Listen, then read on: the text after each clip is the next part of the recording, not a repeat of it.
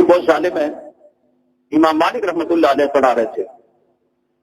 مالک بن انس، یہ صحابی رسول انس رضی اللہ تعالیٰ عنہ کے صاحبزادے. مالک بن انس امام مدینہ جن کو کہا جاتا. اللہ اکبر کبیرہ، ہزاروں کا مجمع جن مالک رحمت اللہ علیہ سے علمی حدیث حاصل کیا کرتا تھا. طلباء کی جماعت کہنے لگی امام مالک رحمت اللہ علیہ میں حدیث پڑھانے لگے. ہم نے دیکھا ان کا چہرہ لال ہو کر پیلا ہو گیا. تھوڑی دیر بعد پھر ایسا ہو گیا. 7 مرتبہ ہمارے استاذ کے چہرے کا رنگ بدل گیا. ہم حیران تھے ماجرا کیا ہے. جیسے حدیث کا درس پڑھا کر دعا مانگ لی ہے. خادم سے کہنے لگے آ جانا. میں نے پیچھے سے اپنی لمن اٹھا لی ہے. دیکھ لینا مجھے کسی چیز نے کاٹا. قریب آیا، کہنے لگا یہ تو بچھو ہے. 7 جگہ پر ڈنگ مارا ہے، خون نکلنے لگا ہے. استاد جی جب پہلے ڈنگ مارا ہمیں کہہ دیتے، ہم آ کر اس کو مار لیتے. امام مالک کہنے لگے درس حدیث دے رہا تھا، میں نے ان کے آداب کے خلاف سمجھا ہے.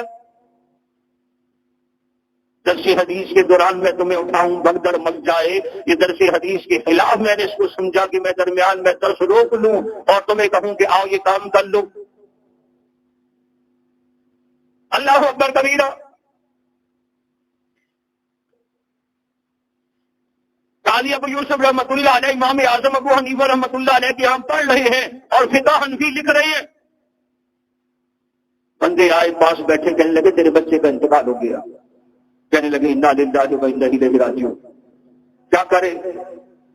کہنے لگے ایسے کرو اس کو نہلاؤ غسلاؤ کفن دو اور پیچھے جنازہ پڑھ کے دفنا دو. میں نہیں آ سکتا اس لیے کہ میں درس حدیث میں بیٹھا ہوں، امام صاحب کے درس میں بیٹھا ہوں. اندازہ لگاؤ. انہوں نے بچے کو نہلایا غسلایا، جنازہ پڑھا کر جا کر دفنا دیا. ہزاروں واقعات اللہ والوں کے یوں ملتے.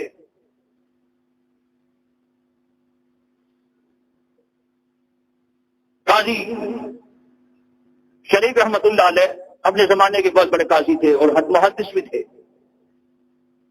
ان کے پاس آیا خلیفہ مہدی کا بیٹا اور کہنے لگا فلانی حدیث کس طرح. انہوں نے توجہ نہیں دی. پھر کہا فلانی حدیث کس طرح ہے، توجہ نہیں دی. وہ خلیفہ مہدی کا صاحبزادہ کہنے لگا کہ تم تو خلفاء کے صاحبزادوں کی توہین کرتے ہو، میرے سوال کا جواب نہیں دیتے. قاضی شریف رحمۃ اللہ علیہ کہنے لگے میں توہین نہیں کرتا، میں علم حدیث کی توہین نہیں کرنا چاہتا، اس لیے تیرا جواب نہیں دینا چاہتا. وہ صاحبزادہ بڑا ہوشیار تھا، گھٹنے ٹیک کر آ کر استاد جی کے سامنے بیٹھ گئے. کہا فلانی حدیث کس طرح ہے. انہوں نے کہا ہاں کذا یطلب العلم، اس طریقے سے علم سیکھا جاتا. ہاں جی، ہاں کذا یطلب العلم، ارے علم حدیث یوں سیکھا جاتا. ثابت بن قدہ رحمۃ اللہ علیہ خلیفہ معتزد باللہ کے ساتھ گھوم رہے تھے، چہل قدمی ہو رہی ہے. خلیفہ نے اپنا ہاتھ ثابت بن قدہ رحمۃ اللہ علیہ کے ہاتھ میں سے دیا اور باہیں لٹکائی راستے میں چل گئے. چہل قدمی ہو رہی ہے جیسے دوست کے ہاتھ میں دے کے چلتا ہے. اس سے راستے میں خیال آیا ایک دم اپنا ہاتھ کھینچنے کا.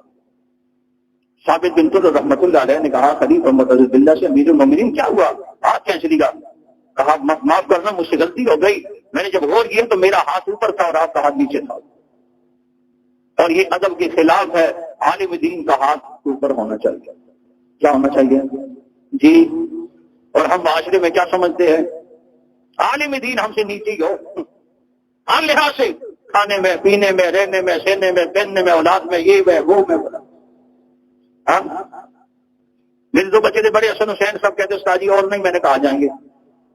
جب اور شروع ہو گئے تو کہنے لگے استاد جی بس نہیں. میں نے کہا تو نہیں دے رہا. پہلی بار ہمارے ساتھ یہ مسجد اخلاص والے حافظ زبیر 12-13 بچے ہیں ماشاء اللہ. اور ابھی وہ جب چلتا ہے ایسے لگتا ہے ینگ ہے، جیسے لگتا ہے 20-22 سال کا جوان ہے. اب نہیں ہونا بچی بیٹھے ہیں.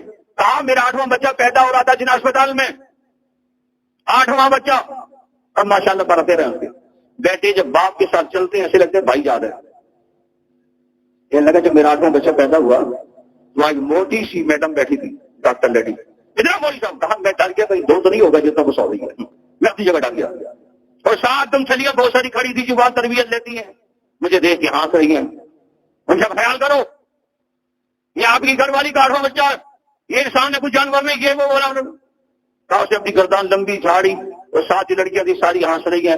میں نے کہا میڈم آپ کو تکلیف کیا ہو رہی ہے؟ بچے تو میری گھر والی دے رہی ہے. ہاں بچے میری گھر والی دے رہی ہے، آپ کو کیا تکلیف ہے میڈم؟ چپ.